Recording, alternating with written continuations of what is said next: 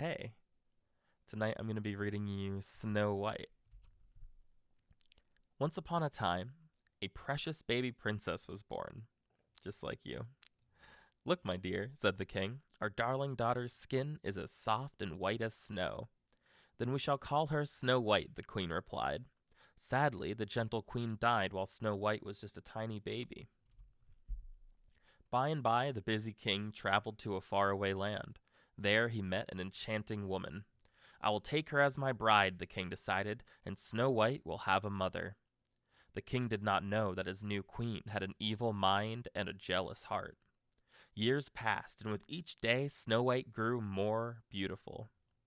The evil queen, who was jealous of every lovely creature, even animals, scowled and frowned whenever she saw Snow White. One day, the queen found a magic mirror which always spoke the truth. Mirror, mirror on the wall, who is the prettiest of them all? She asked the mirror. You are pretty, it is true, but Snow White is prettier far than you, the mirror answered.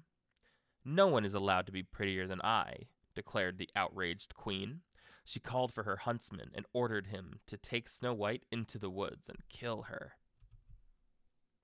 Snow White was frightened of the dark woods. She began to cry. I have done nothing wrong, she said. Why have we come here? The huntsman felt sorry for the gentle girl. Run far away, he advised, and hide forever from the wicked queen. Snow White ran far into the woods, with only the light of the moon to guide her. She found a cottage. By now, Snow White was both hungry and tired, so she went for a bite of bread, a sip of water, and a soothing nap on one of the little beds. A few hours later, the 7 dwarves who lived in the cottage arrived home, but Snow White was fast asleep and didn't hear them. Who has eaten my little bread? Wondered one dwarf. Who has drank from my little cup? Asked another.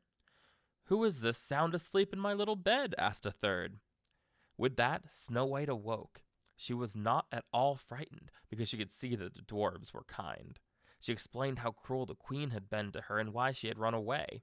You must stay with us, the dwarfs agreed, for here you will be safe from harm. Just like when you're with Daddy, you're safe from harm. The cruel queen wasted no time consulting her magic mirror again. Mirror, mirror on the wall, who is the prettiest of them all? This time the mirror replied, You are pretty, it is true, but Snow White is prettier far than you. You will find she is still living. You will find she is living still, with the dwarves on yonder hill. The queen was furious. I shall have to get rid of the child myself, she thought. The next day, the queen painted her face to look like an old woman's. She dressed in peddler's clothes and went to the dwarf's cottage with a basket of lace and ribbons. Laces for sale, called the peddler woman, ribbons of many colors. Snow White opened the cottage door. She looked in the basket and chose a fancy ribbon. I can lace you up properly, the peddler woman offered. Poor Snow White. She did not recognize the woman, so she invited her inside. The peddler woman laced the ribbon with such a strong hand that Snow White lost her breath and fell to the ground. That should be the end of her, said the queen. Now it is certain I am the prettiest. That evening, when the dwarves returned home, they found Snow White laying on the ground. Immediately they picked her up and cut away the tight laces. The dwarves clapped and cheered as their darling Snow White began to breathe. That was the wicked queen, a dwarf informed Snow White. You must promise not to allow anyone inside this cottage ever again. I promise, said Snow White. Again, the queen wasted no time consulting the magic mirror, and again the mirror replied, You are pretty, it is true, but Snow White is prettier far than you. You see, Snow White is living still with the dwarves on yonder hill. This time the queen shook with rage. She stayed up all night mixing poison, then dipped a shiny apple into the cauldron. Dressed in gypsy clothes, the queen hurried back to the dwarf's cottage. Would you like to try one of my fine apples? Asked the gypsy woman. I can pass it to you through the window.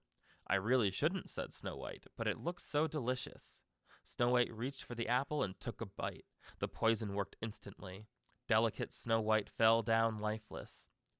The queen ran back to the palace and asked the mirror, Mirror, mirror on the wall, "Who is the prettiest of them all?" The mirror replied, "What I tell you must be true. There is none as pretty as you."